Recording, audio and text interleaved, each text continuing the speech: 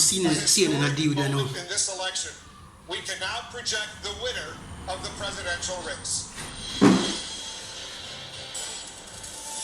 CNN projects Joseph R. Biden Jr. is elected the 46th president of the United States, winning the White House and denying President Trump a second term.